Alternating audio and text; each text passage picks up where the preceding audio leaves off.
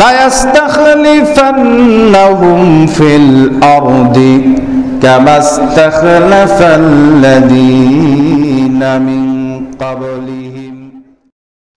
আসসালামু রাহমাতুল্লাহি ওয়া বারাকাতুহু। আলহামদুলিল্লাহ, সালাতু ওয়াসসালামু আলা রাসূলিল্লাহ। মাবাস মনিদি ইউসুফ বিন হিলাল ভাই, বাংলাদেশ থেকে আপনি জানতেছেন। আল্লাহ আপনাকে হেফাজত করুন, সুস্থ নিরাপদ রাখুন।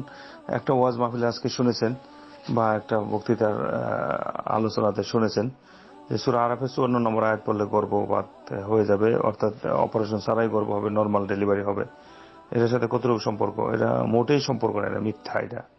এটা তার ব্যক্তিগত বানোয়াট কথা। এটা এরকম ভাবে কত বানোয়াট তারা কথা বলে দেয় যার মধ্যে কোনো হদিস নাই, নেই সেই নেই। এই আয়াতের সাথে সম্পর্ক কি গর্ভপাতের?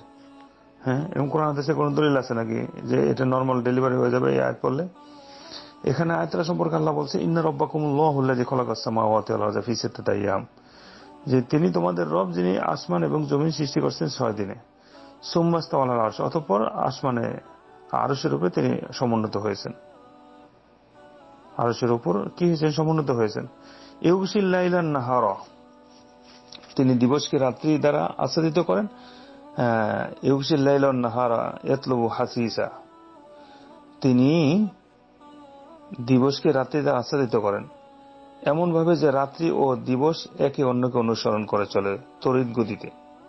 তারপর অশামসুল কমর ওয়ান নুজুম মুসাখখারাতিন বিআমরিহি আলা লাহুল খালকু ওয়াল আমরু তাবারাকাল্লাহু আহসানুল খালিকিন। তারপর কি আছে?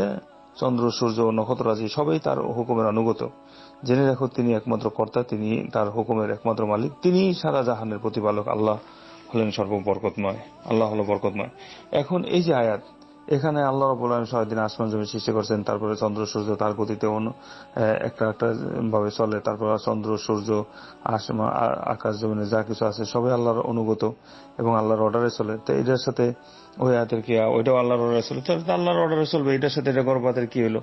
আল্লাহর কাছে দোয়া করতে হবে, প্রার্থনা করতে হবে, যেমন ডাক্তারের যে সমস্ত পরামর্শগুলো আছে সেই পরামর্শগুলো নিতে হবে এবং নিজেকে সচেতন থাকতে হবে। সবচেয়ে বেশি আল্লাহ সুবহানাহু ওয়া তাআলার কাছে দোয়া করতে হবে, নিরাপদ রাখতে হবে, নিরাপত্তার জন্য, এবং যাতে এটার সাথে আল্লাহর রহমত থাকে, জড়িত থাকে এবং আল্লাহর সন্তুষ্টি থাকে। আল্লাহ ইচ্ছা করলে এভাবে হয়ে যাবে।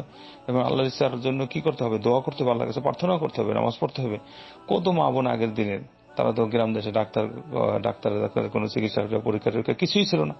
এখনো পর্যন্ত গ্রাম দেশে হাজার হাজার লক্ষ লক্ষ মা বোনদের বাচ্চা এমনি হয়ে যাচ্ছে, একবারে নর্মাল ডেলিভারি, কোনো ডাক্তার নার্স মার্স কিচ্ছু নাই, হয়ে যাচ্ছে। তাদের আল্লাহ তাদেরকে ক্লিয়ার করছে না?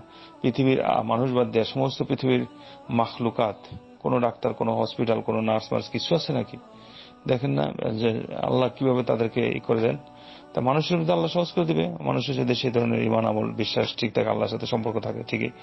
তো এই আয়াত এটা নয়। তবে আয়াত, কোরআনের আয়াত যদি কেউ পড়ে, বিশ্বাস করে, যে কোনো আয়াত পড়লেই তো কোরআন আয়াত, নুনাজ্জিলু মিনাল কোরআনি মা হুয়া শিফা ওয়া রাহমা। কোরআন হলো আল্লাহর যে কোনো আয়াত শিফা এবং রহমত স্বরূপ। সুতরাং কেউ যদি যে কোনো আয়াত পড়ে, আল্লাহর প্রতি বিশ্বাস করে, পানি পান করে, আল্লাহর কাছে দোয়া করে, কোরআন পড়ে, আল্লাহ সহজ করে দিবে। ভালো কাজ করার পর তো দোয়া করা যায়, কোরআনের একটা ভালো কাজ। তারপর সূরা ফাতিহা আছে, সূরা ফাতিহা হলো শেফা। সূরা ফাতিহা পড়ুক সে। সূরা ফাতিহা যে এই কাজের জন্য পড়তে হবে তা জরুরি নয়, কোন আয়াত যে এই কাজের জন্য নির্দিষ্ট আছে সেটা নয়। কোরআন আল্লাহর পক্ষ থেকে এটা বিশাল রহমত, বরকত এবং সেখানে রয়েছে আল্লাহর বিশেষ শেফা। সুতরাং সেটাতে কাজ হবে। এটাকে নির্দিষ্ট করে দেয় এই আয়াতে এটা হবে, এটা তো কেউ বলার অধিকার রাখে না। যে সমস্ত বই পুস্তকে লেখা আছে সেগুলো মিথ্যা, বিভিন্ন কিয়াস করে মন গড়া বানায় দিছে।